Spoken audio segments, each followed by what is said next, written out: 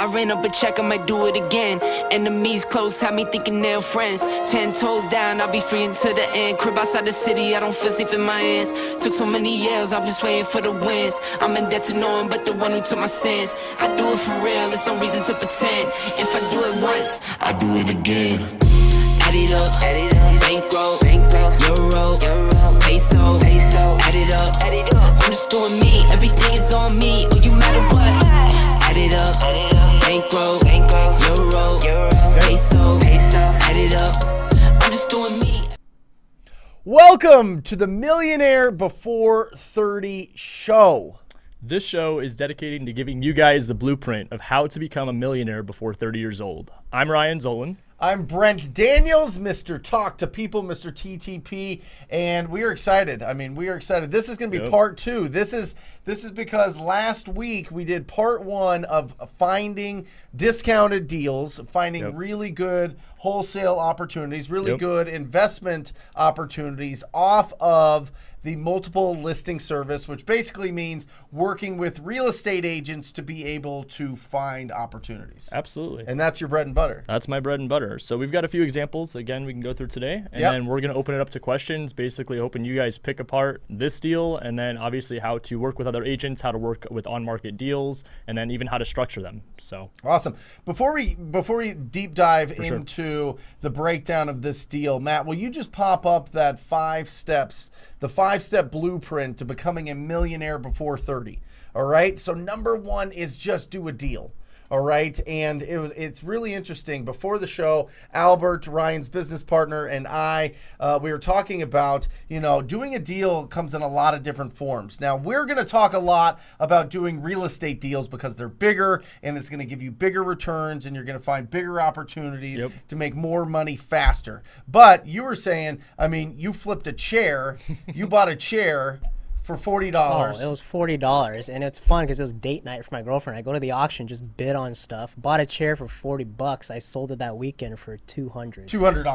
$160. So listen, guys, there are so many different opportunities. Now, obviously, we're going to talk a lot. We're going to give you a lot of instruction and around and a lot of action items around finding real estate deals so that that 160 turns into 16,000, which this deal is about to show us. Right. But obviously, there's some different steps along the way. Ryan got his real estate license. He understood what a real estate contract was. He understood how to work with the title and escrow companies. And we'll break down all of those things, right? But what I'm trying to say here is if you just wanted to do something, take action right away, you can find something that's at a discount, flip it, make some money, and that's doing a deal. So that's the bottom. Put that up one more time, Matt. That's the bottom of this ladder, this blueprint. Next is to get it to the point where you're making enough to go full-time. Absolutely, yeah. Because for me, I could tell you a lot of people in the industry, I always say part-time effort is going to give part-time results.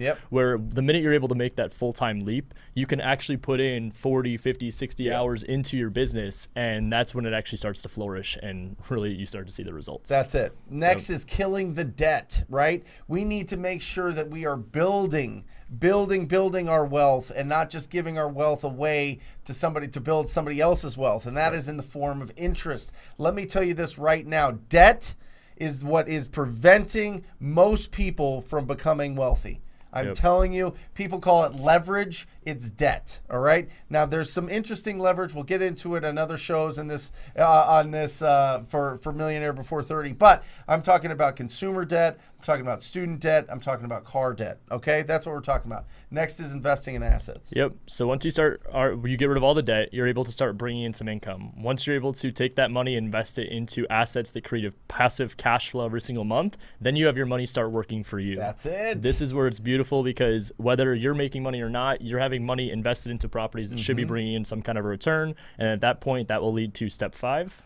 And that's financial freedom. That is where you are. That is when your assets, when the money that you have made is making so much money for you that you no longer have to go out and provide value. You don't have to go out there and work if you don't want to. Now, I think most of us love providing value. We love working. It's just like a never-ending, unsatisfying, like the well is never empty type of thing. But it gives you options, and that's really what financial financial freedom. That's really what freedom is having options. So that's what we're talking about here. That is the plan. That is the blueprint. And we are going to convince you every single week to follow this plan, because I'm telling you, if you do it, you will be successful. You will be successful at building $1 million net worth before the age of 30. So without further ado, absolutely, let's look at a settlement statement, so we can start with the end, and then work our way back. Yeah, for sure. So why don't you break this one down for us? All right. So this was a property that we did in Gilbert. It was earlier this year. The reason we picked this one is because there was a few learning lessons for us that Albert and I can speak on. But this is a settlement sheet. This is what you get when you close on the property.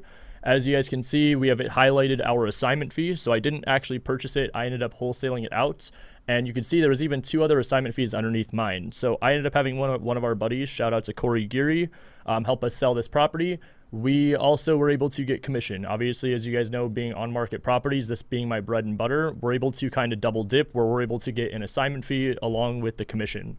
So a few lines above that, it is the $11,825 that we got coming to our brokerage as well.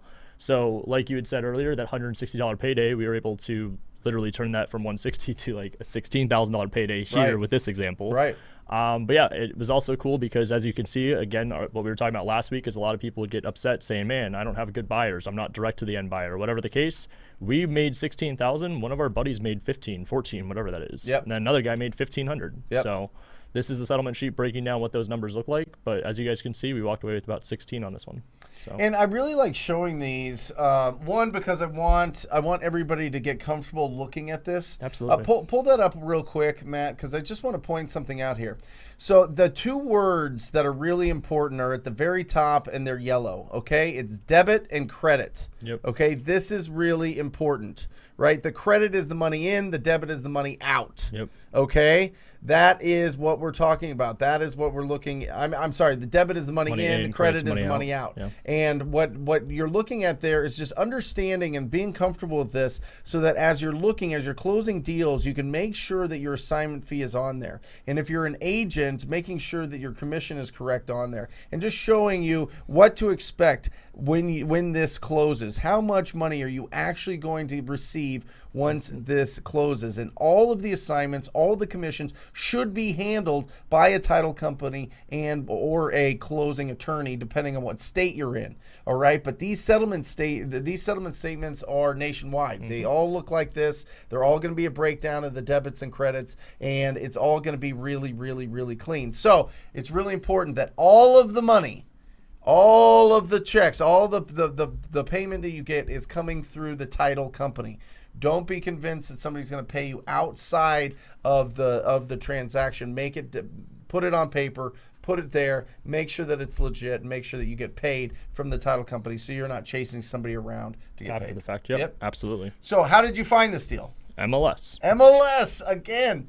And it's really interesting. On that, you had 3 assignments. We talked about this last week. And if you're just getting caught up right now, it's a little bit of a different strategy. When you pull it off of the MLS, you suggest bring it to your core buyers. Absolutely. Don't just blast this out to the world, because then all of a sudden you're going to get a lot of you open the door for the opportunity for some terrible professionals out there to try to go to the property or try to see it or try to run into it. Or that was one of our lessons that we had on this one. And so we had talked about it briefly last week. This one, we were not able to get out to our core people. Okay. In hindsight, I could tell you that Albert and I were talking before the show. We were kind of kicking ourselves like, man, we didn't flip this. We're going to get into the numbers and where the end buyer ended up selling it to in a little bit. But in hindsight, if our top 5 buyers are not interested in this, did I really make that bad of a decision? Right. I mean, at least I had the reassurance from other people that I look up to and respect that also flip, that they said, this isn't for me. Right. So we ended up having to go with the route of having a big dispo arm, blast out the deal. We hit up Corey Geary with True Top Offer, and he ended up selling out the deal. The big piece for this one was that we ended up getting a price reduction. Again, we'll get into that in a minute. Yep. But the end buyer ended up going to the property. They were knocking on the door basically being like, yo, we're going to come in. We're looking at this property right now. And had I not been able to facilitate the seller, the listing agent, the dispo arm and the end buyer saying, guys, chill out. Yeah. It could have really blown up into something like this one here, or the last this one. This one too. This one, yeah. This is the one. This is the one. Yeah. This is the one we were talking about last week. Okay, yeah. got it. And so this one was just, it had the potential of going really bad really quick because it was blasted out on a list where it had been seen by, I mean, probably 50, 60,000 people. So So it kind of defeats the purpose. You bring it to somebody, and then they blast it out, and then you're dealing with the after effects. So absolutely. It's really important that you really trust the person that you're sending it to, and seeing if they're going to actually buy it. Now, the smoothest, the easiest is selling this to the actual person that's going to do the work. Most definitely. Or even if you had somebody that was like, oh, it's my partner, or it's somebody that I know that is direct end buyer. And in this instance, we knew Corey wasn't going to be buying it. Right. He was like, let me wholesale it out. The thing that we needed was a big price reduction. Yeah. So we had it under contract. What did we say? 445. It was 445. Okay. We got it. So we had it at 445. We relied on getting a $15,000 price reduction, which we definitely do not recommend doing. We were in the instance of deciding between this one and another house to flip. We decided to go with the other one. Yeah. And then this one, we got the price reduction. We were able to really figure out what the seller's motivation was. And when we told them we were going to have to cancel, we found out that he was under contract with the house to buy. Yeah. So if he couldn't have gotten the equity from this house as a down payment for that house, he was not only going to lose selling his house, he was going to lose buying the other one. Right. So again, I hate that his feet were to the fire there, but one man's trash was another man's treasure for us, was that we were able to really capitalize on that situation. Got it. We got the $15K reduction and then wholesaled it out.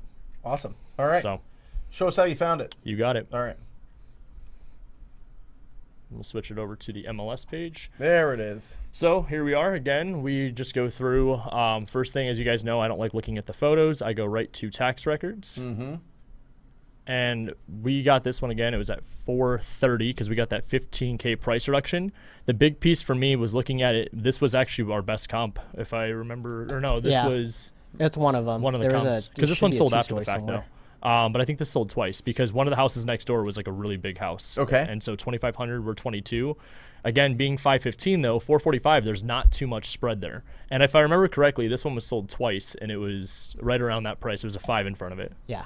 So well, look at what this one could flip for. Oh, trust me, I know. Again, if we had known that this is where ARV could have pushed, and it wasn't even like I had the hesitance, it was more of just the bigger house and the layout. So just so everybody's seeing this, you closed on it for 430. 430, yep. Right? That was what you closed on. Yep. And if you look there, real small, it has obviously already been flipped and sold to an end buyer for 560. And I think with all the assignments, this happens every single day. Yep. Every single day, these type of deals, and your guys are finding it on the MLS. It's bananas. Okay. I believe with all the assignments, the end number on this ended up being around 450. Okay. So, yeah. I mean, but still, though, 450 to 560, they put in probably 60, 70 into it, walked away making 40, 50. Right. Had we gotten it at our 430 price, would have been a very good payday.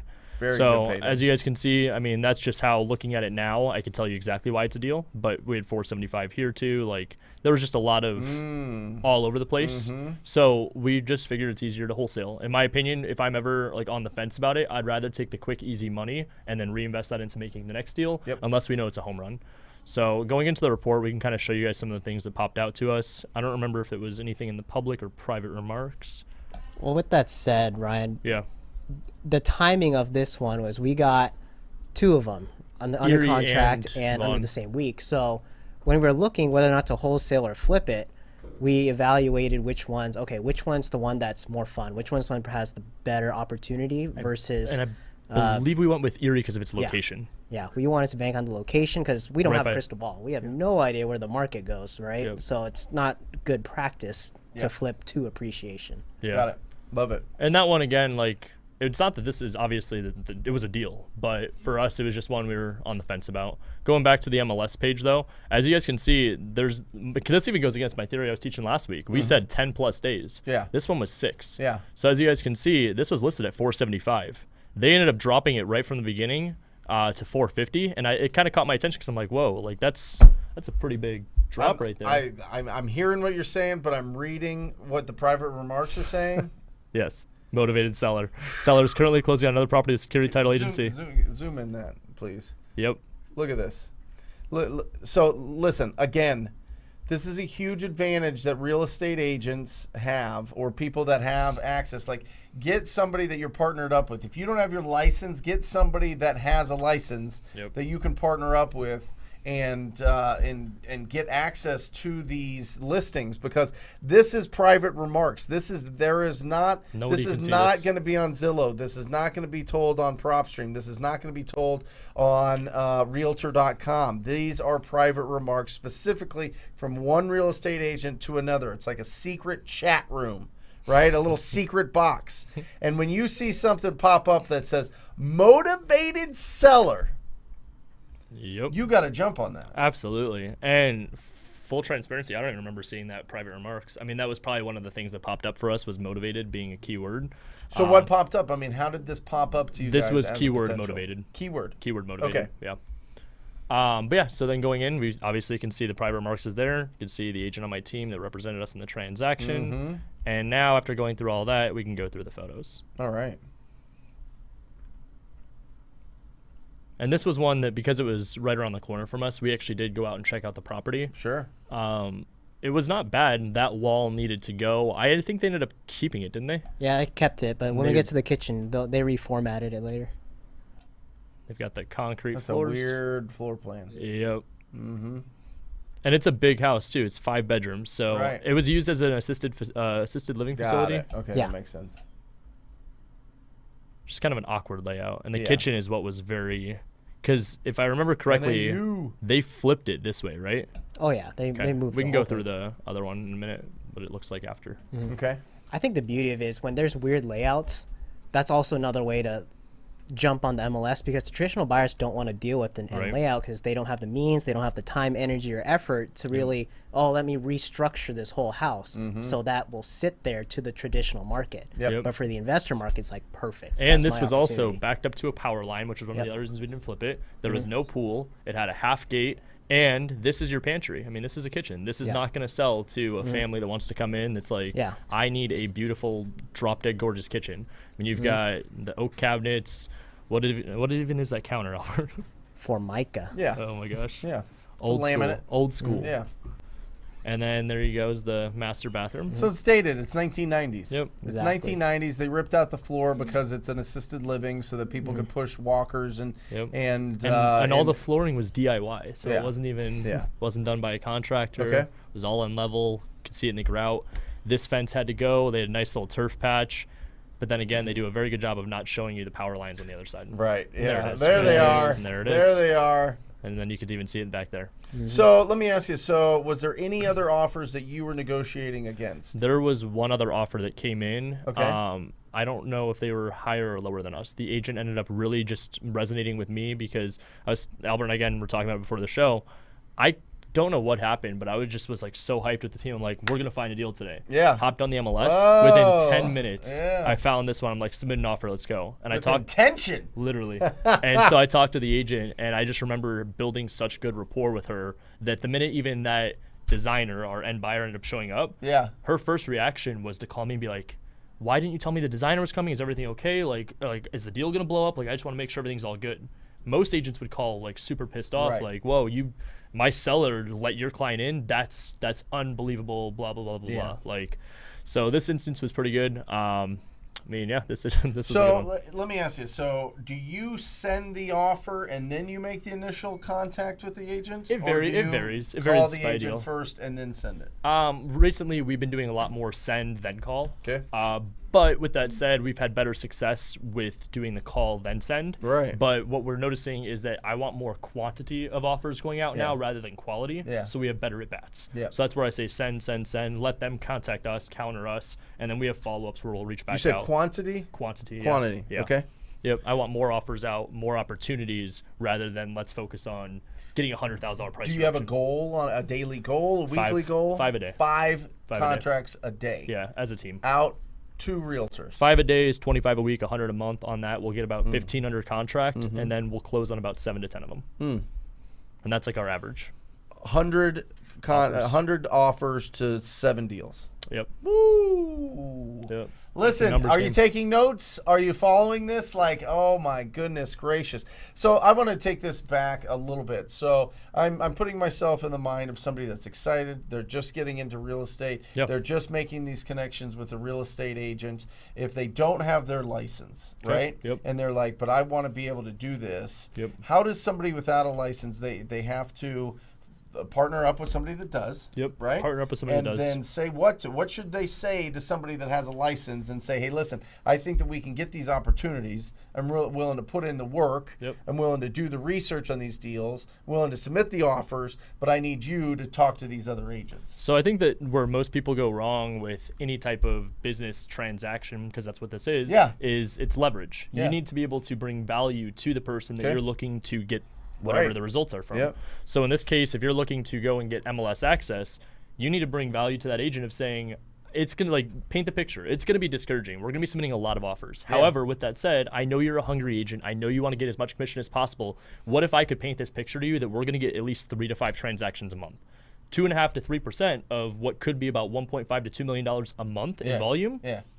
Okay, I mean that's $30,000 to $40,000 in commission. What if the right agent gets to keep the commission? Yep. And you get to the keep MLS you get to keep the assignment fees. You could do absolutely, and that's if anything, that's what I would recommend is more of that, because then it's a win-win. That's a huge win-win. Because most people go in, they're like, well, I'll tell them I'll list it with them when I flip it. I'm like, but if you're never planning on flipping, you're lying to these agents. Like you're and that only lasts so long. Exactly, before they catch on. Well, and listen, agents are goldfish, right? It's like, oh, there's a deal over there. Oh, there's a buyer over here. Oh, I got to go on this listing appointment. Oh, I got to do all this. So if you don't have somebody that's a dedicated person. So what I would recommend is obviously I would find somebody that's in these investment groups that you really, have a good energy, a good connection with. They have that good, as Jamil Damji would say, the good vibrations about them that you're in tune with, and you start the relationship as you be the agent negotiating these things. I'll be the one doing the legwork, and I'll find the buyers for them.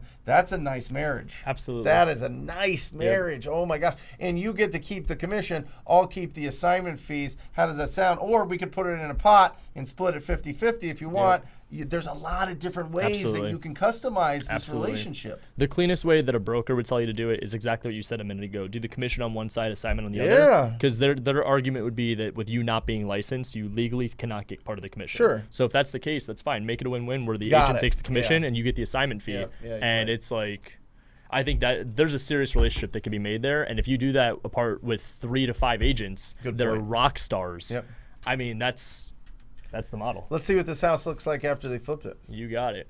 Look at this thing. Come on. So they sold it in 15 days. 15 multiple offers at 560. Let's take a look at what it looks like now. Yep.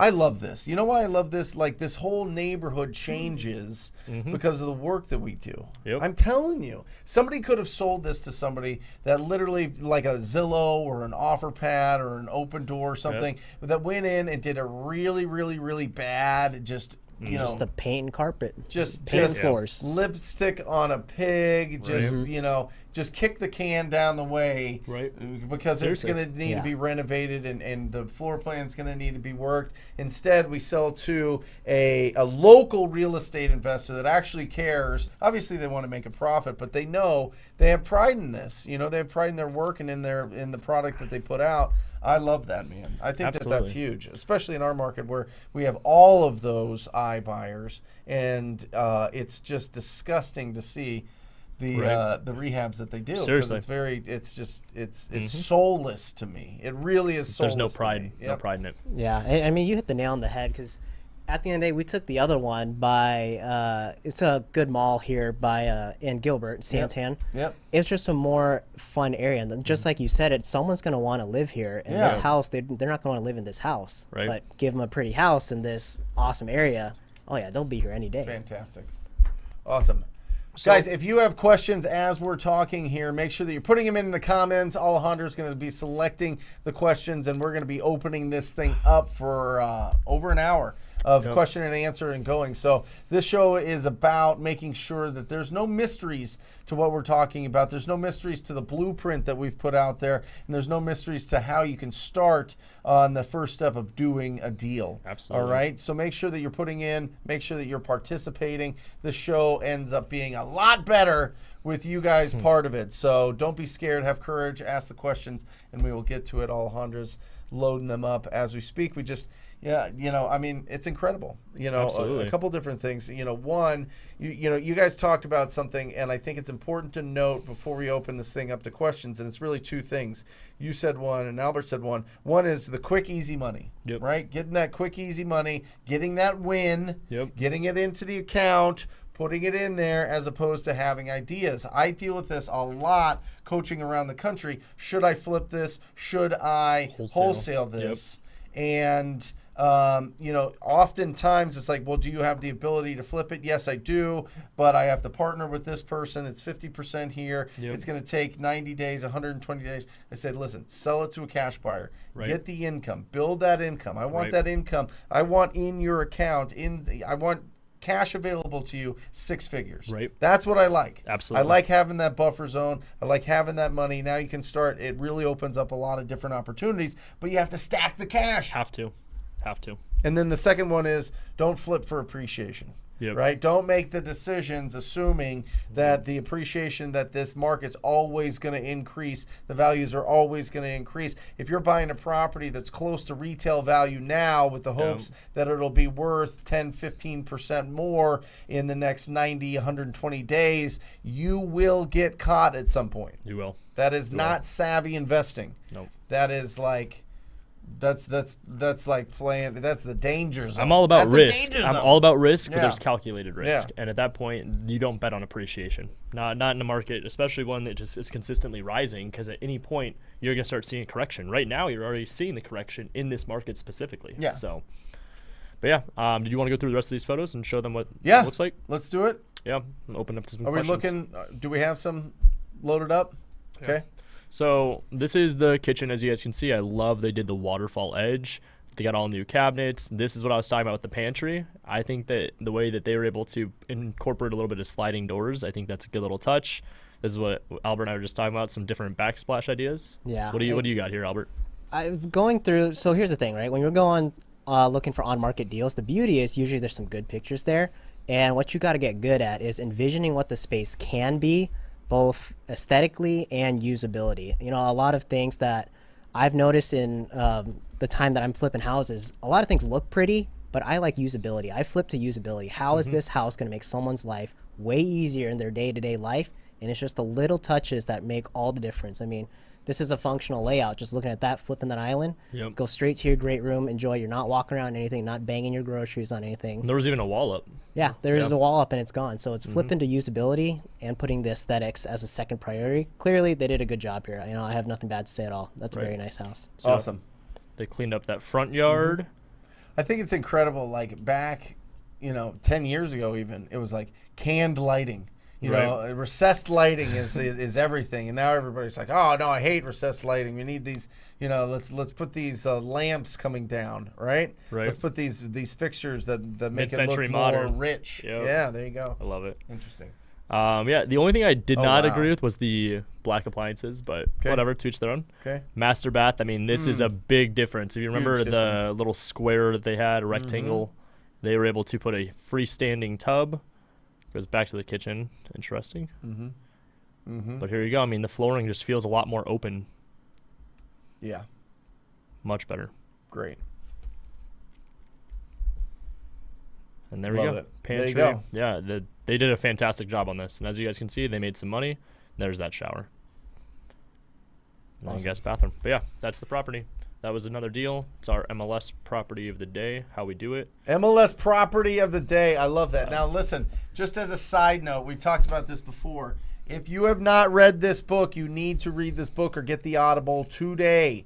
Old school. These are the principles that have lasted. This book is almost 100 years old, if you can believe it. It was originally published in 1931, but it's really, really interesting. Both of us have read it. Yep. Us and millions more people have read it, but it's really, really, really interesting. This guy, Napoleon Hill, went around and interviewed all of the tycoons of that early 1900s era and figured out what did they do differently. What was different about their brains? What was different about the way that they saw the world? What was different about the way that they took action, right? And it's really interesting. The top thing that I really got out of this book, and I remember it very vividly, was the whole idea of the mastermind, right? This is squatting up. This is getting people on your team that are way smarter, way more talented, way more experienced, way more skillful on your team, and taking advantage of everybody's different unique abilities and really growing something that's special and huge. And he talks about some of these huge tycoons. They weren't the smartest. Right. They weren't the first to the industry. They weren't didn't do anything wildly different, except for they had the ability to bring in the best people to surround them and really buy into their vision. Absolutely. Really buy into what they were trying to do. Absolutely. And that is huge. What about you? For me, I was able to take away two things. The first one was literally the title. I mean, Think and Grow Rich. You and I were even talking about this. Was like just being able to manifest. Like, if I'm going to think about making money, I'm going to start making money. If I'm going to think about going out and making this certain life, you're going to go out and make that certain life. Yep. It's just taking the consistent actions. The other one, which is kind of my favorite part, is be stubborn. Okay. Just like you said, the whole like surrounding yourself with the right people. For me, it was also understanding that you have to see something through. You have to go through and learn the lessons, and that's how you get around the right people. It's not just you're not just going to click your heels together, snap your fingers, and bam, you've got the best team. So yeah, that's one of my all-time favorites. I haven't read that one. It's been a couple of years. I've got to go back and do a refresher, but that was one of my staples. Yeah. Definitely one of my staples. I've given that away a lot. Yeah. Yep. So let's open this thing up. Let's crack this thing open and just start answering some questions from everybody out there. If you've got questions on sourcing opportunities, if you got questions about building wealth, bring it. And if you're celebrating something, we want to recognize you. So make sure that you post any good news as well on your journey to becoming a millionaire before 30. So rock and roll. What do we got, Alejandro? How the double dip worked. Yeah. Shalom. Shalom, shalom. So this could be referred to in a couple different ways. If you are an agent referring to double dipping, that's usually referred to as a dual agency. That's where the listing agent would represent both the seller and the buyer. That is one of the double dips. The other double dip is what we do, which is where we are licensed. We get the commission with representing ourselves as the buyer along with the wholesale fee. So it would just be basically getting a purchase contract and then doing an assignment contract or double closing it with another purchase contract. And then obviously if the other agent was representing you for dual agency, they would handle all the paperwork. Yeah, the beautiful advantage of buying deals off the MLS is the seller and their agent expect to pay a commission to the agent that is bringing the buyer. Yep. So one, you've got that built into the deal, and two, when you assign that deal, there's your double dip. Or if you want to close on it, like you guys did on the Erie deal, then the double dip is when you sell that and get the profits from the flip. So there's a couple different ways. Absolutely. But yeah, I mean, getting the deals off the MLS gives you that extra little benefit of getting the commission, for sure. Mm-hmm. All right, from Ada. As an investor realtor, when calling the listing agent, do you disclose that you are a realtor, especially that I'm planning to wholesale it? So my conversation usually goes with, hey, I'm an investor here in Gilbert. I'm looking to purchase your property on 123 Main Street. I don't necessarily jump into saying and disclosing that I'm a realtor right from the start, because the minute you do, their guard might go up a little bit. They may not be willing to disclose as much about the property, where if you come across saying that you're an investor, they're probably going to be like, okay, well, what do you want to know about the property? Here's the condition, here's the situation, here's this, here's that, here's the other. Then when you could flip it and say, okay, well, I appreciate that. Once you've broken down their walls and you figure out everything about the property's condition and the seller's situation, that determines right in that moment if we're going to end up representing ourselves in the transaction or having them represent us. So that's why I hold off, is because once I could figure out what the best situation is for the seller, then I'm able to figure out what our best situation would be for us to actually have a chance to get the deal. It may not always be with us representing ourselves. It may be with them representing us. As for disclosing to wholesale it, I don't disclose that I'm going to wholesale it. I say I'm going to JV it if that comes up in conversation.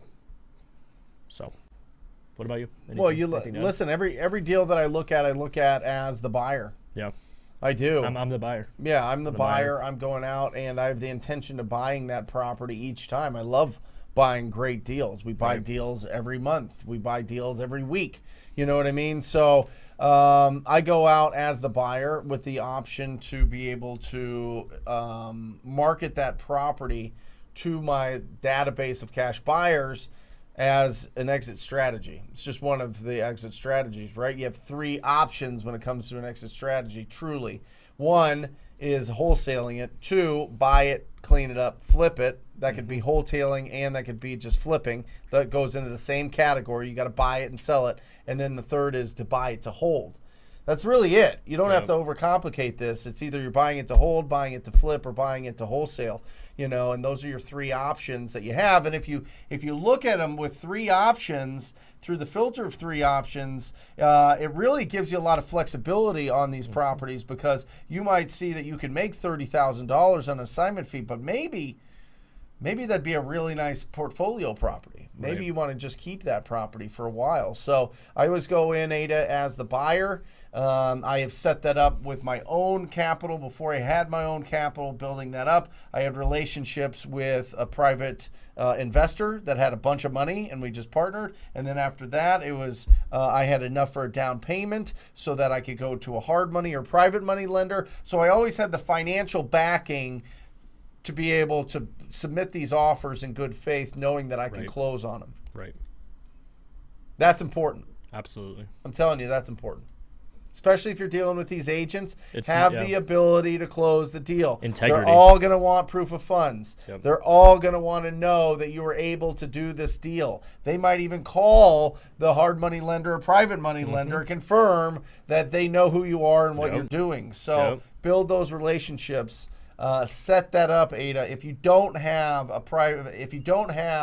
the capital to purchase it yourself, then find somebody, squat up with somebody in your market that has the capital that would close on that deal anytime. And trust me, there's so many people that will. So just squat up. Tony knows the vibes. What does the conversation look like when building a bond with a real estate agent to do business? Love it. That's a really good one. So building a bond with a real estate agent, it's kind of like what we were talking about a little bit earlier. I think he's referring to partnering. Like he doesn't have a license. Okay. He wants to talk to somebody that does have a license. Okay. So number 1, Tony, filter it through. These got to be people that want to be investors. Absolutely. These have to be people that have an investor mindset. I love people fresh to the industry. I do. Yeah. I love people that are fresh, and I like the go-getters. And that have some sort of sales background. Yeah. Some sort of sales, because it's going to be up to the agent to build that rapport and build that relationship with the other agent so that you get those deals. They're getting a lot of these deals because the people like Albert, they like Ryan, they like their team, they like communicating with them, they're saying the right things, they're staying in front of them, right? You need somebody that is a social butterfly, somebody that has that expressive personality, that's driven, that's going to be able to communicate with that agent, and that's going to be most of it. Right. That's going to be most of it. So what I would do is I would find somebody that's hungry to be a real estate investor and say, hey, you got your license. I'm building up these cash buyer database over here. We can do something special here. Let me go raise the funds. Let me go find the private money. Let me go make sure that I can facilitate and get all these deals done. All I need you to do is when these offers get submitted, talk to the agents and sell them sell them why I'm the best offer. It's like Albert always says, you want, like, what we do as when we represent ourselves is that we're having conversation with the listing agent, making sure they understand that they're selling our offer to the seller. Well, in this instance, you're looking for somebody that's going to represent you, that's going to be doing that same thing on your behalf, representing you as the buyer. So go-getters are definitely the agents you want. Yep. And just make sure you like them. Right. Because money will go to their head. Money, deals, money, all of a sudden they're going on vacation. You're like, what's going on? Have the communication. Build really good communication. Celebrate together. Console each other when you lose out on deals. Like, it's got to be a good bond there. It's got to be something that's respectful, and it's a win-win. For sure. Today, all right. Do you mind explaining more about the relationship between a real estate agent you know personally and the listing agent? Would the agent you know make the commission when the house is sold? Yeah. So explain more about the relationship between a real estate agent, you know, personally, and the listing agent. So, I mean, one, you know, personally, if you're referring to one that would represent you as the buyer, yes. I mean, that is just them going and basically working their ass off. They've got to be willing to, just like we were saying a second ago, be a go-getter. The listing agent, they're the person that has the property that we're writing the offers on. In a perfect world, if you're looking to find the best leverage, the person that's going to be bringing you the deals that have the best potential of you buying or wholesaling would be coming from a listing agent directly, just because there's a little bit more wiggle room and flexibility on their end with the commission and having the listing in their back pocket as well. So, love it. Yeah. Yep. Perfect.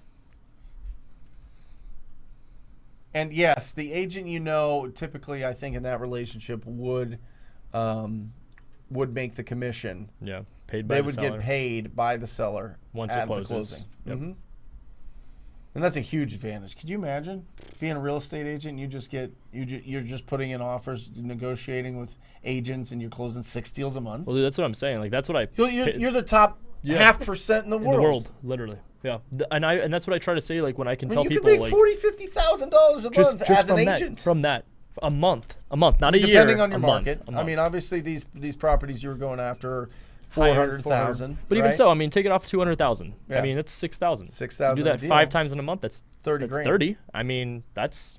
And you're not schlepping somebody around in your car all day and showing properties and you know, and that was the thing for me when I started as a traditional agent. Remember what I think I said this in the first show was like when I first started, I was like, I was so naive that I thought that if I could have my first deal by 30, I'd be so far ahead. Right. Well, I can tell you the average agent, what they think is like, man, if I could get 1 deal a month, that would be amazing. That's 12 a year. Listen, they literally tell, this is in every single brokerage that I've ever been a part of, it'll take you 6 months to do your first deal in real estate. Yep. That's what they say. Yep. They say you got to build it up and you got to talk to all your family and you got to tell all your family and friends and you got to be posting on social media and you got to be doing these things and you got to be marketing and you got to be door knocking and you got to be cold calling and you got to be doing all of these things. Or you hook up with a bad-ass wholesaler investor that's watching right now or watching this later, and holy cow, if you're a real estate agent and you're not wholesaling, dude, that's a tool in the tool belt that it triples your income. Come on. Triples your income. Come on. I mean, even if you didn't want to wholesale, even if you're like, I don't know. Can you go back? Oh, well, okay.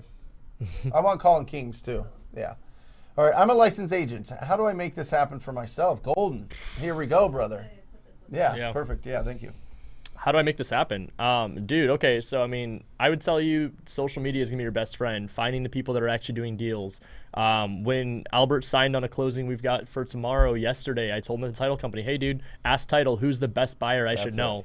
It's always just networking. It's putting yourself out there to have more opportunities because at the end of the day, like, anybody could do this. What you need to understand is that you need to be getting this information from people that you look up to and respect and the ones that are actually doing what you're looking for. So like if you're looking for, as a licensed agent, are you looking for end buyers? That's easy. Title company, tax records, find Zillow, like who the last 6 months people have bought in the specific area you're wholesaling.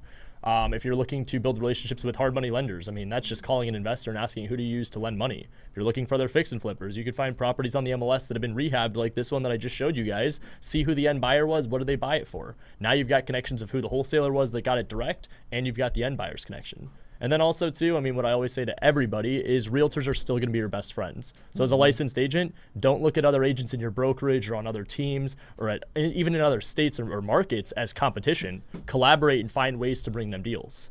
So 100%. Golden. Will you put this iPad up real quick, Matt? Yep.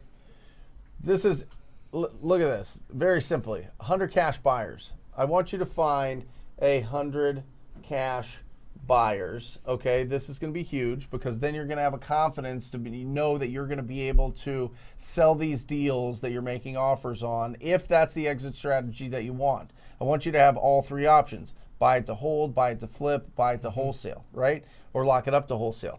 But you need to have your cash buyers. This is where it's going to be really, really, really important because you're going to be able to make these offers and know that you're going to get paid twice on them because you have in your pocket these buyers that are just waiting. Like you've got a list of buyers that are like, what do you got? What do you got? Always. What do you got? Every day. What do you got? Every day. What do you got? Whether it be Keegley, Yep. whether it be Templeton, Right. whether it be Corey Geary, Right. whether it be any of these guys, Right, right? literally. Any of these groups, any of these companies, you're going to have these people that are looking for it. If you get 100, I mean, start with 10 and make sure that they're Right. legit, but build it to 100. I'm telling you, you are going to have a huge advantage in making these offers. All right, so Golden, first, love the name. That's fantastic. Second, congrats on getting your license, right? He just got his license, or he is licensed?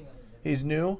You know, just start. I would without a doubt just start making those offers and start finding those opportunities. Yeah, and build those cash buyers. There's Colin King, old school TTP. Great to see you on here, Colin, as a new agent as of this week. There we go. Nice, congratulations. I'm excited about using MLS to farm deals. What are some of the key this is Beautiful. great. Beautiful. Key terms, words you use as search parameters for setting up searches in MLS? All right. Albert, you're going to have to help me out here. But we got quite a few. I mean, at the same time, it's finding motivation. It's that word that you used right there. It's motivation, just like you showed in the private remarks that we just saw. Motivated seller. Does that not tell you, hey, I want to sell, I need to sell fast? Yep. As is. Cash. And invest is my favorite word because you catch investments, investor, investors, TLC, handyman, cash, REO, quick close. What do you guys think as about is?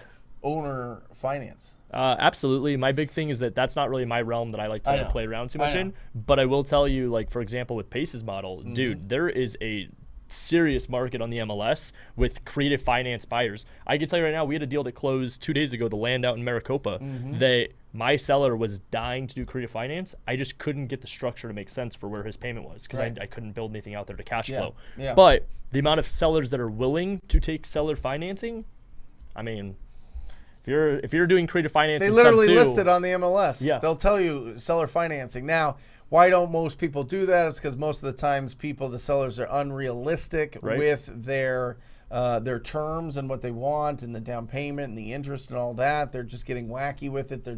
They're like somebody that lists a property for double what it's worth, typically with those owner finance. But doesn't mean you can't submit offers. Exactly, and it's all about terms. If anything, it's the terms. The terms. And what I always say too is 9 times out of 10, if a property isn't selling on the MLS, it's either a bad seller or a bad agent. Yep. And if it's a bad seller, it might be overpriced. The only tricky part of that transaction, if you're gonna be going like creative finance and whatever, like seller finance structuring, is that you're gonna have to buy out the listing agent that's in the transaction. That's the only issue I've ever come across. But aside from that, it's absolutely able to be done. Colin, handyman special, fixer upper, perfect investor, anything, distressed, as is. Weeds, violations. I mean, you know, one I found, limited spuds. Limited spuds. That's a good one. Explain what spuds is. So, seller property disclosure statement.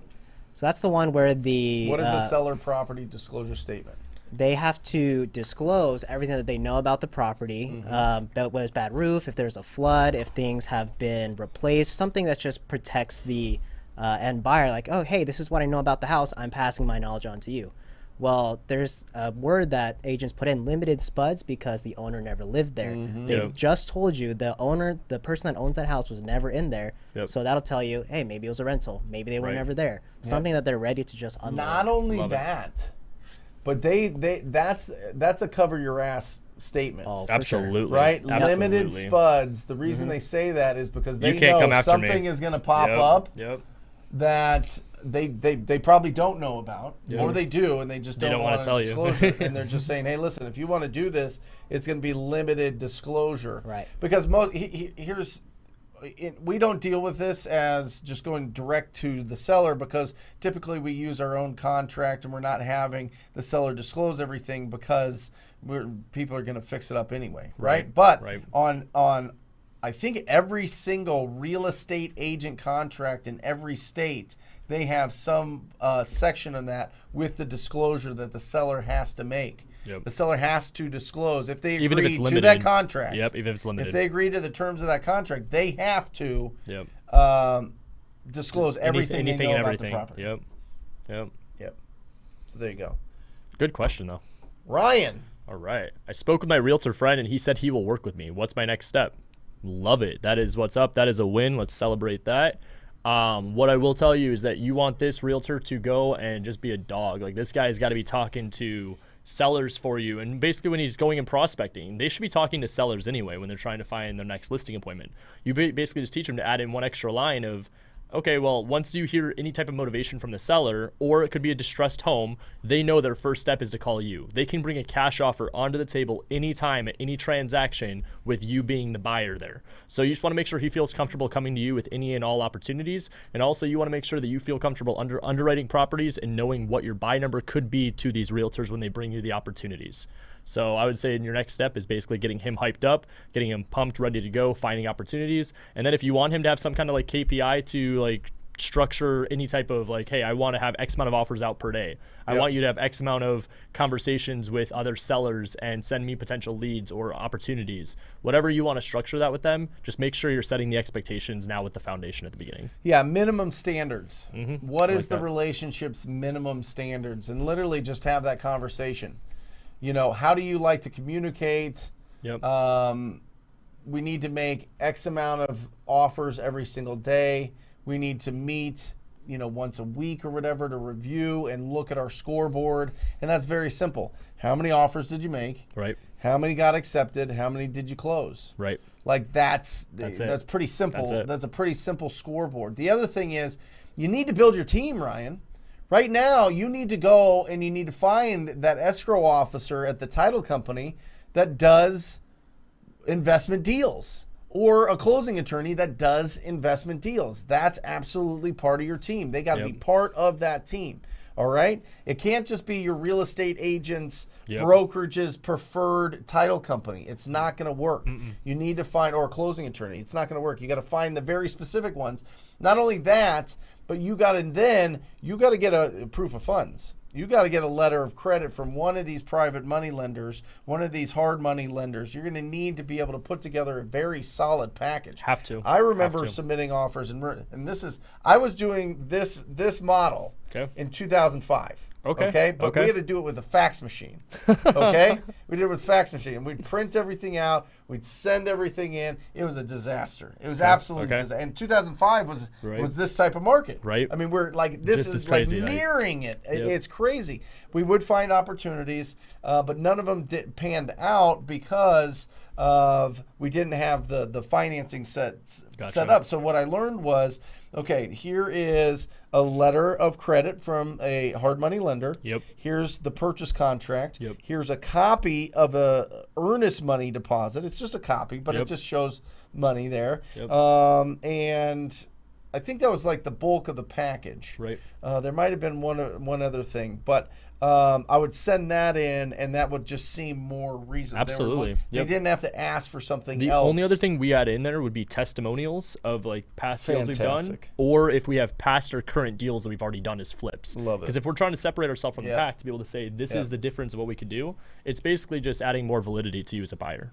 That's great. So one, build your team, right? And build that packet so that when you submit that offer, the agent doesn't have to ask you for additional things. Because if they have to ask you for additional things, slows down the timeline, time kills all deals, somebody else sneaks into there, starts pouring honey into that agent's ear, starts being, listen, I can make this better, I'm a better buyer, blah, blah, blah. All of a sudden, by the time you get them back with whatever they're asking for, they've already accepted it, and they're like, sorry, I already accepted an offer. Yep. Make it easy for them to say yes, Ryan. Can you imagine how easy on the traditional side you came to and you got this beautiful packet of everything you possibly needed? Yeah. I don't know about you, but for me, I'd be like, that's the guy. I got everything I need. He knows what he's doing. Listen, most agents submit the sloppiest contracts of all time. Oh, yeah. Dude. Sometimes they're not even signed. Sometimes they're only initials. Oh, my gosh.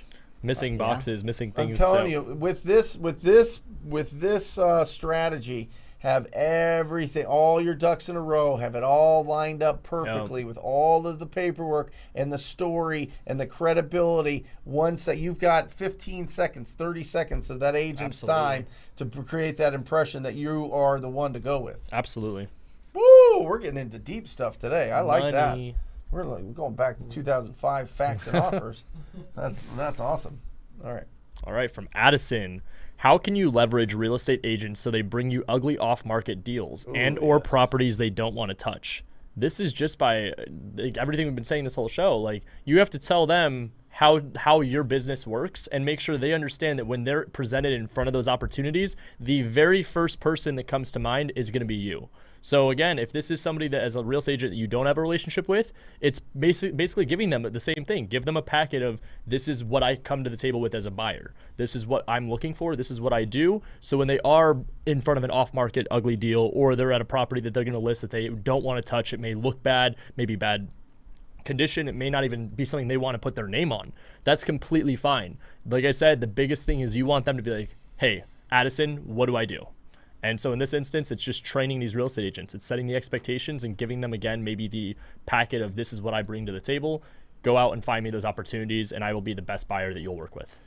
Here's the interesting thing about real estate agents, Addison. Most real estate agents have to be the proactive one. They have to be the one that is reaching out to their clients or their people or whatever and seeing if they can get referrals, seeing if they can get deals, seeing if they can get opportunities or listings and buyers and all these things. When you, as the investor, are hitting them up once a week with a text message, hey, do you have any opportunities, any flip opportunities, any ugly houses coming up, anything like that? I am telling you, that's all the difference in the world. Like, literally just a text message once a week. Hey, what do you have? Anything coming up that would be a great investment property, a great flip? We're ready to go. We've got cash burning and a hole in our pocket. Like, let's go. You do that with real estate agents. You pick a stable of 50 to 100 of them that are in those markets and have listed properties that have been rough before. You're going to get some incredible referrals and some incredible opportunities. The flip side is, every single agent that these guys are doing business with, every single agent now should be followed up with, like, hey, what else you got? Yeah. Like, the last deal went really smooth, right? Yep. Last deal was like, I want to be your number one cash buyer. Like, what else do you have popping up? Absolutely. And listen, sometimes they don't. Right. You know, most agents only sell 2 houses a year. Right. But the ones that do a really good job are the ones you want to build. Absolutely. Real quick, Matt, will you go to my screen again? Just for everybody that's jumping on, 100 offers for 7 deals. Sorry for the handwriting. It's like at a weird angle. I don't know. 100 offers, 7 deals. That's what it's looking at. That's the shakeout of that. Now, obviously, the amount of money you make per deal is going to depend on the market that you're in and the deals that you find, obviously, and the cash buyers that you're selling it to. But, wow, that's incredible. Yeah, I mean that's a full-time job. I was just saying that obviously. That's a full-time. You got to remember, it's broken into different pieces in the team. We've got acquisition guys that go and find deals. TC ends up doing the paperwork. Right. Albert and I review the offers to make sure that everything's good with systems, and obviously that the numbers are good if the team needs help with underwriting. Yep. But that also varies. I mean, there's been months that we submit 60 offers and get 20. I mean, there's been months that we submit 100 and we'll get 5. I mean, it just average-wise, 7 is a good number. Awesome. Woo, that's got to get people pumped. I'm telling you. Forever. Mona, can you be a licensed agent and wholesaler simultaneously? Jeez Louise. And get paid as the agent and wholesaler on the same deals? Dude, that's my model. Yeah. Absolutely. That is it. So show them that settlement statement again real quick, Matt. So this is this is proof real life example. Right, yep. Mona. So as you guys can see, where it says payoffs right up there in the top or in the left, it's a left side. You see the 120,000. Go down 2 sections, you'll see that 23,650. That is our commission, $11,825 to Stunning Homes Realty. We do have an agreement with our brokers, so we have to pay a little bit of money out of that to our broker. Commission. Yep. And then down below that's highlighted, assignment fee to 34 Holdings. So we got $5,000 on an assignment as well as $11,825 in commission. So to answer your question with a real life example, absolutely, that is my business model to a T, and also that is exactly what I would recommend for anybody that is a licensed agent, is to figure out how to do these wholesale deals and connect yourself widely with other developers, fix and flippers, buy and hold investors, so on. Awesome. Yeah, love it. Tila. Ooh. I'm in Maryland where dual agency is not allowed. Yep. Will I still need an agent to represent me if I'm getting a deal from a realtor? That's a really good question. If it's off market, no. If it's on market, yes. And if you are going to be going on market, what you could do, I'd have to double check that. Don't quote me to it. But in Maryland, you could always still go unrepresented in the transaction where there is no buyer's agent at all, rather than the listing agent getting both sides of commission. You could always ask her if that's an option. If it is, I would recommend that first. If not, if there's a signed listing agreement, try to go off market then, and then basically have the realtor be the one selling the deal. Either they get it under contract with the seller and sell it to you, or maybe you go direct to the seller, get it all under contract, but you have something in writing where you'll pay the agent outside of escrow. Yeah, and just have a backup agent, Tila. You know, if it runs into a situation where they're like, hey, you can't, because I'm licensed in Maryland, you need somebody else that's licensed to be negotiating on your behalf, then just squad up with a real estate agent that wants to get, you know, an easy commission. Yep. Yeah. Yep. Yeah. I'm seeing that a lot in states like where dual agency is not allowed, brokerages aren't allowing it. Yep. I always wonder and question when I come across the agent, like when I'll call and be like, can you represent me in the transaction? Because that's the best solution there. Yep. And they have like the conversation where they're like, yeah, no. And I'm like, oh, is that the broker or the seller's doing? And they're like, it's my own personal preference. I'm like, you don't want to make twice as much money? Nope. And they're like, well, I don't feel like I could represent both sides fairly. I'm like, I'm licensed. I can represent, like, just. Well, listen, it's an ethical and moral, you know, I mean, you thing could for a lot of people. You know what I mean? Like, how can you keep the secrets of the fiduciary responsibility of one to the other, and then the other? And I 1,000% agree with that philosophy. Mine is in an instance like this where, again, it's different because I'm licensed, but being an investor here, I'll cover all closing costs. It's as is. It's quick close. The terms are pretty black and white. Like, I don't need to come in and ask for a $15,000 reduction on every single deal. Yep. So, yeah, that's a whole conversation in itself as dual agency. Awesome. Cash investor guy. All right. Why would a realtor have a buyer agent reach out to help me after I told her I'm an investor and don't need any representation, as she could represent both? So I think he's asking here, why did the listing agent have a buyer's agent reach out after he said that he doesn't need any representation, correct? Yep. So in this instance, it sounds like maybe the listing agent still couldn't do the dual agency, or they couldn't represent both sides. So they might have had somebody else in the brokerage represent you, and then she's looking to get a referral fee or whatever the case could be there. I'm not sure.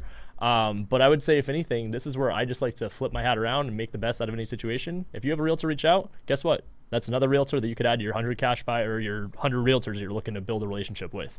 Ask them more questions. That's what I would do here. I'd see how you got connected with them from the other agent, and then also just tell them the same spiel. I'm a cash buyer investor. I'm looking to buy a bunch of houses. I'm assuming you might be my new best friend. Could you help me by sending me some properties and some opportunities? Maybe you could represent me in the transaction. Typically what happens here is, because now that I've read it a few times, I kind of get what's going on here. Okay. What a listing agent typically does, if you are a buyer of any sort, they have buyer's agents on their team. And what the buyer's agent's going to do is they're going to go, hey, cash investor guy, what is your buy criteria? What are you looking to buy? And then they're going to start sending you listings. That's all. That's the reason she's having a buyer agent reach out to you, is because they just work with the listings, and their buyers agents on their team work with the buyers. So they'll start sending you listings or talking to you about that and representing you on other listings that they don't have. Okay. Yeah. Just become their best friend. This is like somebody that would be on your team. I don't necessarily like if they're in a team environment. Correct. I like if they're individual and they would just be on your team. Yep. So I would probably avoid that cash investor guy. Be nice to him, like Ryan was saying. Become friendly with them. When you submit the offers to the listing agent, at least you're known by the team and they like you and they understand that you're a great guy. Right. But for the most part, don't squat up with somebody that's in a team. Have them outside of a team where it's just you two working together, because they're not going to bring you as many opportunities too. No. That's just passive. Hey, I hope that this automatic drip campaign gives you something that you're interested in buying. It's silly. Check it out, do all the work, and then when you find it, let me know. Yeah. Yep. Cody Thomas. There you go. At Brent Daniels. Yeah. What disclosures do I need in my contracts if I'm a real estate agent and a wholesaler? Well, first of all, it just depends on what state you're in. So talk to your broker. Yep. and they're going to let you know what is required to disclose. In Arizona, you have to disclose that if you have an active real estate license. Yep. That's it. So owner of, whatever our LLC that's purchasing is, holds an active real estate license. But talk to your broker. They'll give you the verbiage that you need, and then just put in there, because it's just a disclosure that you're real estate agent. Sure. So usually that does.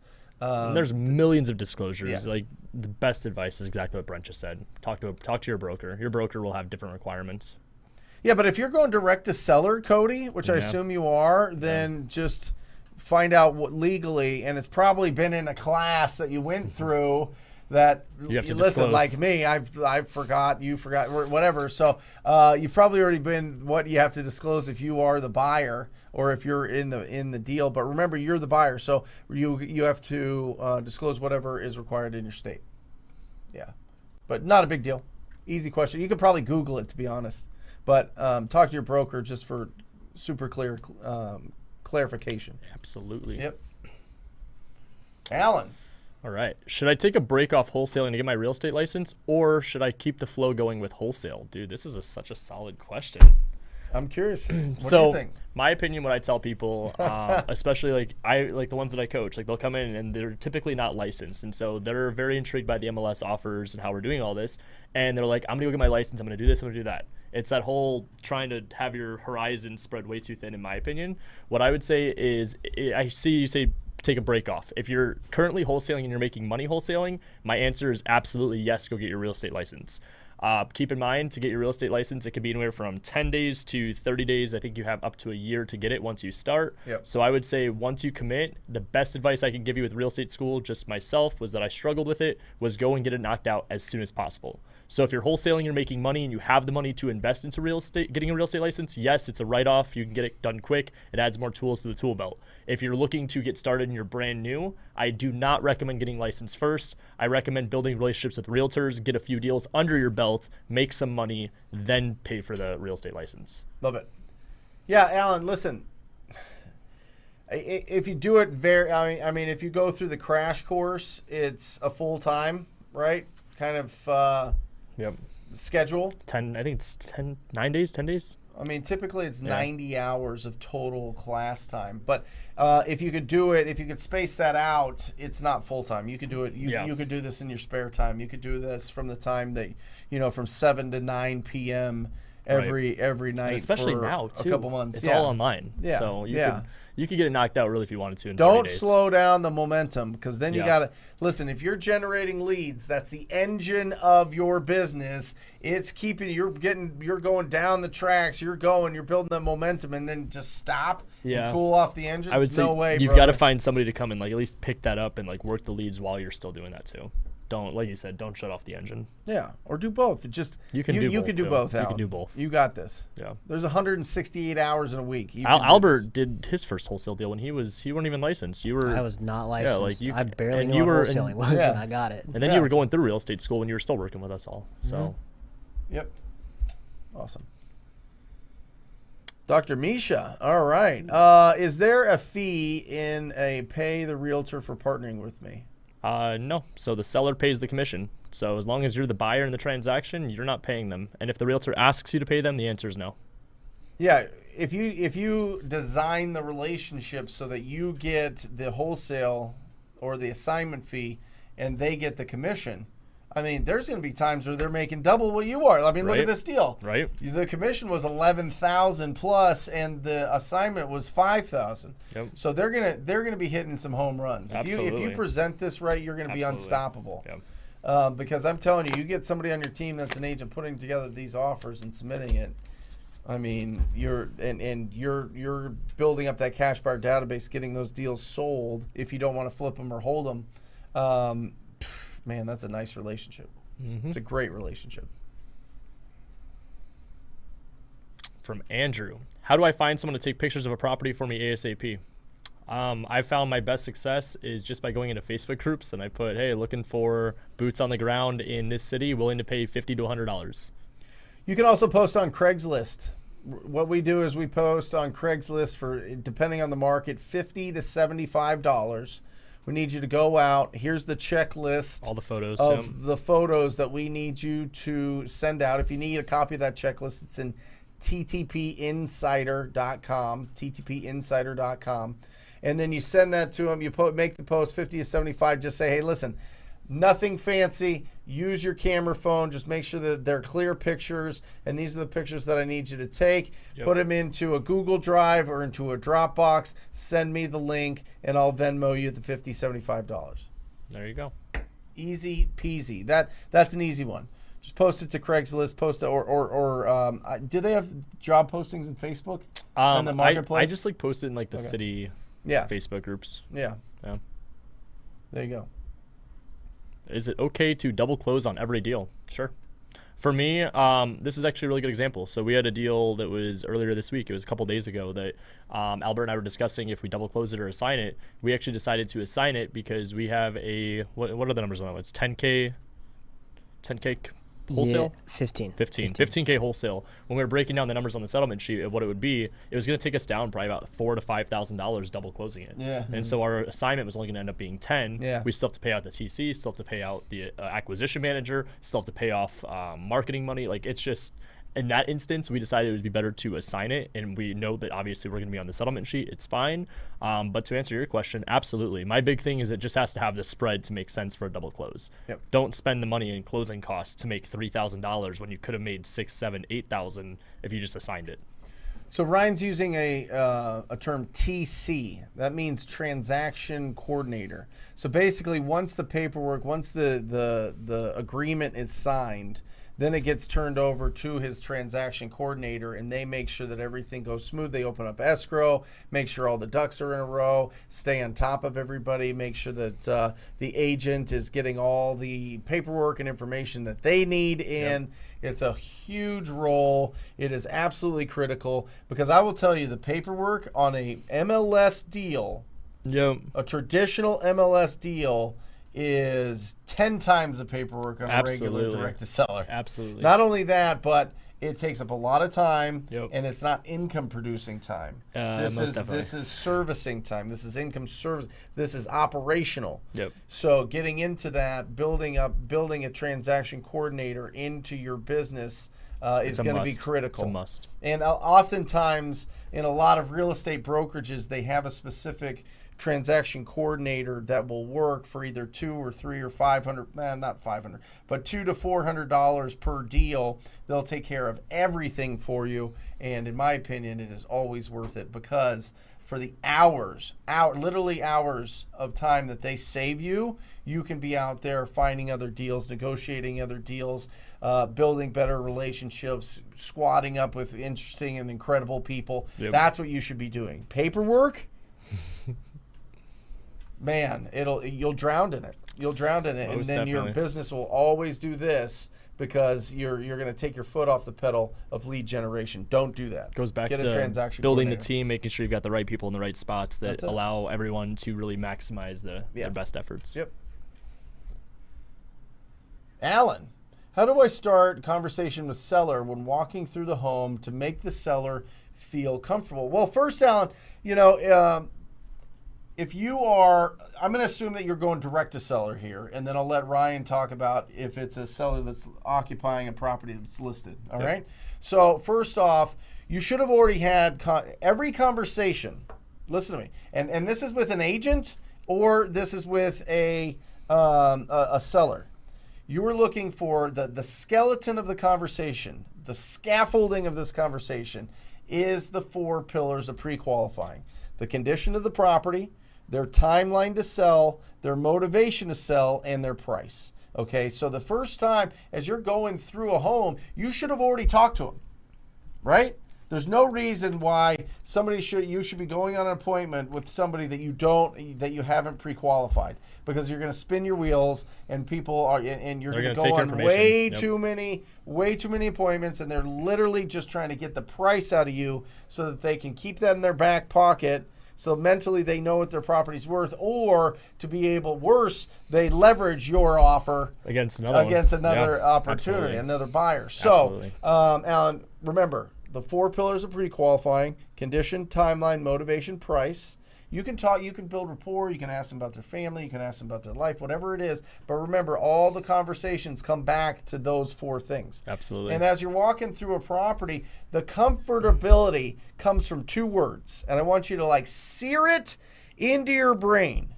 All right? Number 1 is the word certainty. Number 2 is the word likability.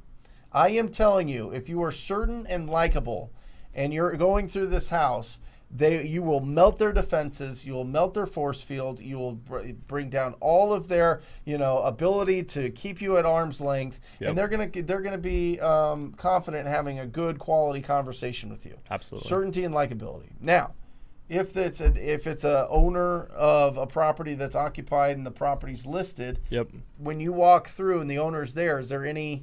So with us being licensed, it's a little bit different. Yeah. We can't really discuss too much with the seller. If we have somebody on the team who goes that's not licensed and the seller's there, it's free game. I like to see, you'll walk into a house, and there's been days we've walked in day 1 of the inspection period, day 2, and they've got boxes already going. I'm like, whoa, do you have a place to go to? Because then when you're in the inspection period and you're looking for price reductions, you're looking for any type of motivation to get that price down, whatever the case is, we know their situation because we're obviously in it. So again, it kind of varies a little bit. If it's someone on my team licensed that's there, we can't really discuss too much with the seller.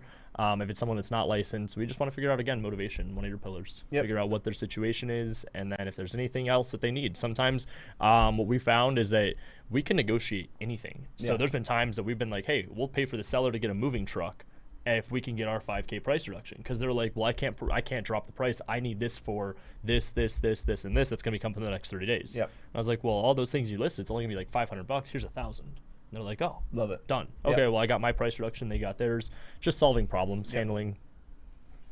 Yeah. Eddie. Ooh. How do you find a buyer if you don't have any? I will actually give you a tip that's from one of my buddies. It's basically just going on to tax records and pulling all the cash buyers that have bought in the last 6 months. We were just talking about doing that with our database too, going basically through the MLS. And this is, again, specifically to this topic for today's show. But you can use tax records to see who the cash buyers are in your market. From there, it's just same cold call. You're picking up the phone. This is just where you're getting cussed out a little bit less. And you're saying, hey, I'm an investor. I come across a lot of properties. I see you bought a property on 123 Main Street in Phoenix. If I came across another property that was similar to that, would you be interested in buying it? Eddie, this is going to sound crazy, but it works 100% of the time. Okay. Well, first of all, make sure you have a deal. Yes. All right. Yes. So the biggest hurdle when you're getting started out, Eddie, is not the buyers. The biggest hurdle is this a deal or is this not a deal? This is why people get coaches. This is why people get mentors. This is why people run it by local people in town. This is why people do this, because deal or no deal is the biggest hurdle, and then how big of a deal is the next. Right. Okay? Now, just bear with me. Let's assume that you have a smoking deal, Eddie. It's a good, solid deal. I would go into every investment group in that city, in that area, in that state, and I would literally say this. I would say, I have an incredible off-market opportunity, but I literally have no buyers for it. Can somebody please help? Dude, that post would blow up. And not only that, especially if you're newer and you have actual legitimate buyers, you're going to come across a lot of wholesalers doing this method, but it's okay, because as you guys have seen from the settlement sheets I've shown you the last 2 weeks, like, both of our deals have been sold. I don't care. So if you're able to bring it to a wholesaler, make sure they're connected to actual buyers. And make sure they put the earnest deposit down. Absolutely. Too. Make sure that they're putting the $5,000 non-refundable earnest. That's something that you want to just say. But listen, Eddie, I think a lot of people make the mistake of trying to assume people are going to take advantage of them off the bat. I think if you go out there with a little bit of, hey, listen, I am naive to this a little bit. I need some help. Will somebody help me out?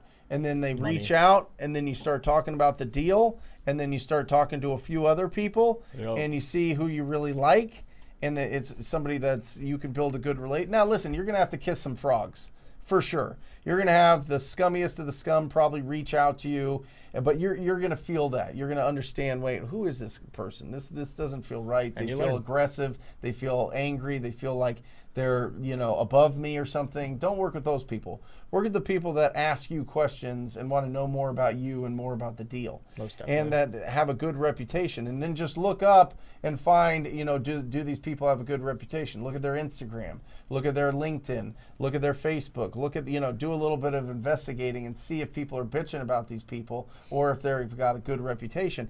And then from there, you're going to get that deal sold. But if you say, I have a good deal, I have a great deal that's off market, but I have no buyers yet. Dude, I'm just getting started. I love that Can verbiage. anybody help me? That verbiage, like seriously, make a note of that, guys. The way that you say that, it's coming across vulnerable and authentic. Yes! That people are going to love it.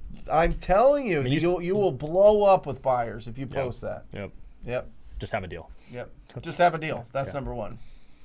From Kevin, after you find your buyer for your contract, are you supposed to send the original contract to the buyer as well? We have to send both. Absolutely not.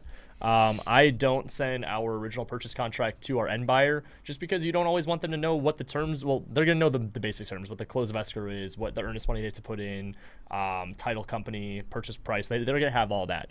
But as for showing them what you have it under contract for, I don't necessarily recommend that. I would say that you're giving away a lot of your leverage in the transaction.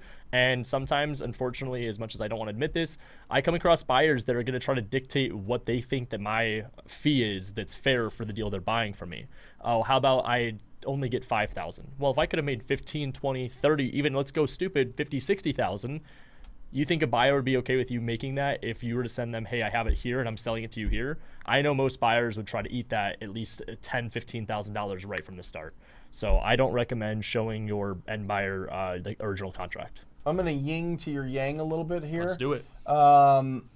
When you're signing a contract, Kevin, they need to know the terms of the contract that they're getting assigned. I mean, they're literally taking over a legally binding agreement.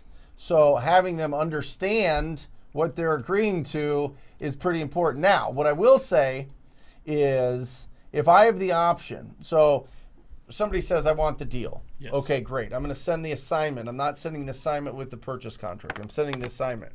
And then they go, and then I have another person that's like, hey, I really like this deal. Will you send me the purchase contract so that I can review before you send me the assignment? Sure, but this guy already wants the assignment. So I'm probably going to go with this guy because this guy's ready to go and he wants me to assign it and he understands that this is a deal. So I'm probably going to go with this one instead of this one. Now, if your only option, because you don't have a lot of cash buyers, is I need to see your contract so I know what I'm agreeing to, that's probably the smart buyer. That's probably not the best buyer, but probably a smart buyer. This is probably a buyer that's legit, that's really going to look through this, is going to make sure that everything is smooth and goes well, as opposed to, you know, those rock stars out there that are like, yeah, give me the deal. I'll do something with it. Just give me the deal. I've got enough resources. I'm going to do something with it. I'll either buy it myself or I'll sell it to somebody else. You know what I'm talking about. I mean, these are all the usual cast of characters that we deal with every single day. Of course. But if it is somebody that wants to see the contract and they're your only one, I'm fine with that. Listen, Kevin, at some point, you got to stand your ground with your cash buyers. If they understand that you have a reputation that you're not going to take a price reduction or reduce how much you're making on your deals because you know you have great deals, then people will stop messing with you. But if you are timid, if you are hesitant, if you've only got 3 buyers and that one buyer is Mr. Analytical, Mr. Engineer type that has to see every word and dot every I and cross every T and do all that, you're at the mercy of that in the beginning. And if they want to try to negotiate because you're making too much, if you don't have a backup buyer or other buyers, you're going to have to eat it. I mean, I'd rather you make something than nothing. I agree with that. I'd rather you make some money than them going, okay, no problem. I'll just, wait till your contract expires and then go directly to the seller myself. Right? That's why we have really good buyers. That's why the key to this whole thing is your network. The only value in a wholesaling business, truly, I mean, there's some operations, there's some, procedures, there's some things here and there. Yep. But really, if you wanted to sell a wholesaling business, the only asset that you have is your cash buyer database. I agree with that. I'm telling you. Emails, yeah. I'm telling you, it is the database, it's the relationships, it is that pipeline that says once I get this deal, I can send it here and get paid. Right. That's the asset in these businesses. So there you go. Got some good balance there. Yeah. I mean, I don't want to send them the contract. Yeah. But if they ask for it, it's also like an indicator. If they're asking for it, I'm like, these people probably aren't doing a lot of deals. Right. You must be asking for a reason. Yeah. Yeah. Couple more questions, and then we're going to round this thing out. We've got 6 minutes left. Wow, this flew, man. Love it. Taylor RRR.CX in the house. How do you formally, professionally cancel a contract? That sucks. So it can be done just through an addendum. Reach out to the realtor. There's a cancellation doc, depending on what state and market you're in, too, that they'd want to go through. Sometimes title has a cancellation form they want you to fill out. As long as you are in your due diligence period or your inspection period, you cancel. There's no harm, no foul. You get your earnest money back. If you are out of your due diligence period or inspection period, that earnest money that you deposited would go to the seller. So as for how to formally, professionally do it, make sure title company doesn't have a form that they want you to fill out, and then obviously reach out to your realtor that be representing you and have them do that. If it's an off-market deal, we just have a form that's literally a cancellation notice that says, like, buyer is going to be canceling this contract per the terms of X, Y, and Z. Call your escrow officer or call your closing attorney and say, what needs to be done for me to cancel? And then they'll let you know. And if they need specific language, specific documents, then they should be able to give you that, Taylor. Yep. But mostly it's just, you got to communicate with either the seller, if it's with the seller, or with the agent. Right. And just communicate with them. Don't just shy away and be like, oh, I'm canceling, because then you've just burnt that relationship forever. But if you're like, hey, listen, like, I didn't realize that it needed, $20,000 extra in work, and so I can't make this price happen. Yep. All right. I'm willing to do it at this price, but if not, I have to cancel the contract. Where should I send it? Yep. And then they have the opportunity to either, take a price reduction or just cancel it. Right. And listen, a lot of the times it does get canceled. A lot of the times they're like, you know what? If I can get this price, I'll sell it. And then we go to that, and then, it doesn't work, and then all of a sudden. Well, remember what I said, 100 a month is 7 deals. Yeah. I mean, we're not going 7 for 7. Right. We'll get 15 to 20 accepted. Oh, that's a good point. So, I mean, keep in mind, I'm human too. I will tell you our numbers have gotten much better recently where we only cancel about 2 to 3 a month. But 2 to 3 a month is 2 to 3 a month. Don't forget that. So It happens. Awesome. One more.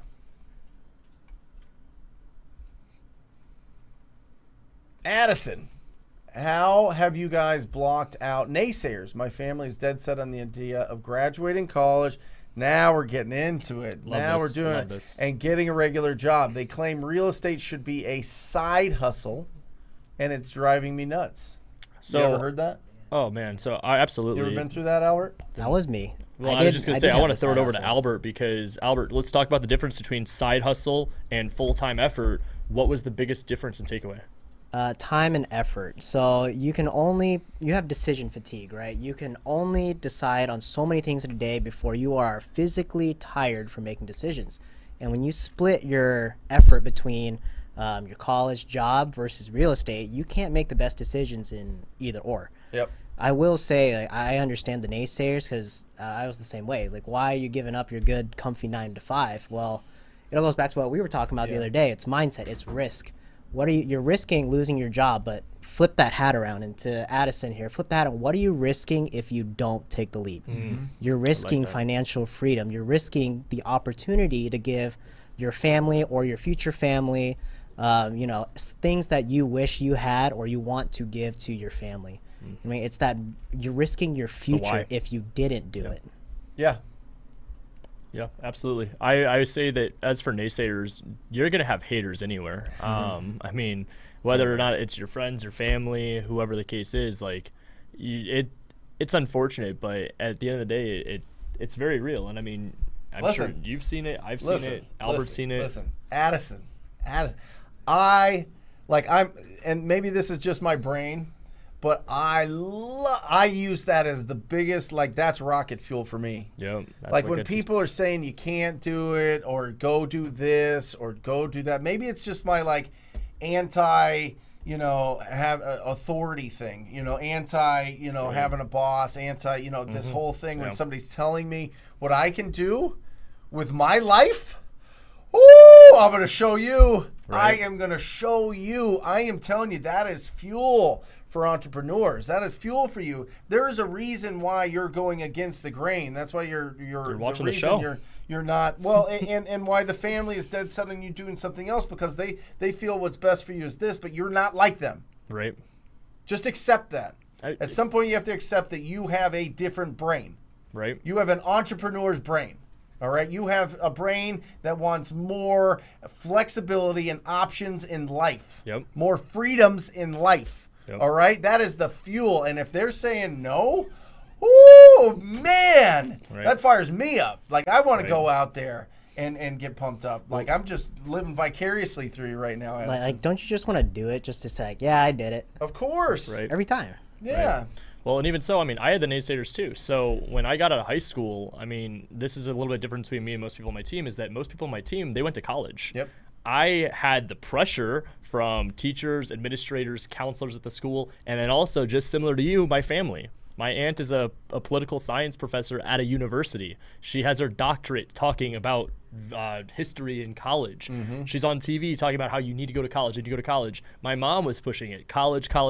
The only person that wasn't was my father. And I just had the instillment of the entrepreneurship background from him that I was like, man, I could go out and make this life for myself and create my own opportunities, create my own jobs. And more importantly, just the future. Like what you were saying, it's that if you could take this in passion of whatever it is that you're looking to build, I've said this before, real estate for me is not the passion, it's the vehicle. It's what allows me to get to the financial freedom, which allows me to be able to pour into shows like this and give back and tell you guys how to do the right things. You're on this show listening for a reason. I can tell you, as the guy up here talking, that the best advice you could have, go against whatever the naysayers are telling you to do. If they're saying you can't do it, guess what? It's because they're probably scared that what happens if you do? What happens if you do it and you're successful? Mm-hmm. Then you could look back. Those are going to be the same people that are going to be like, I had supported them the whole way there. I watched them do this. There was never a doubt in my mind. Yeah. Where's my help? Yeah. And so you just got to keep that in your back pocket and understand this is mindset. You got to be super strong here mentally. And I would say just double down and go against the grain. So listen, Addison, I mean, here's the example. 5 years ago, he graduated high school. Now he's this close to being a millionaire.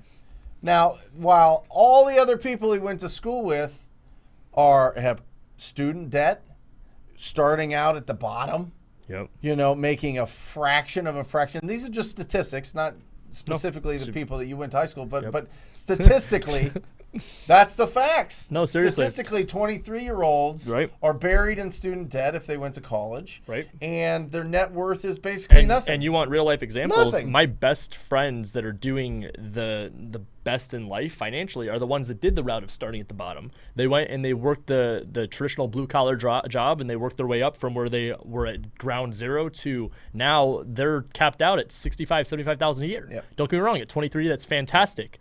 But the amount of sweat equity that goes into it, the amount of physical labor, the amount of sacrifice, and there's a shelf life, right? I mean, you can only do that for so long. Well, and the only guarantee is that 401k, it's the health benefits. Yep. You got to take the leap of faith and put yourself out there to get more opportunities presented in front of you. And that's by going and being self-employed, having that entrepreneurial lifestyle. That's right, baby. Awesome. Guys, thank you for joining us. That was a fast 90 minutes. That was fantastic. Thank you, Ryan, for breaking that all down. Join us every Thursday, 10 a.m. Arizona time. It switches over to Mountain Time here in October, but until then, we're going to be Pacific time. Make sure that if you have not subscribed, that you subscribe to this channel. We're this close to 50,000 subscribers, and I'm telling you, these are the best 50,000 subscribers on planet Earth. These are the people that are really moving and shaking and doing things out there. So be a part of it.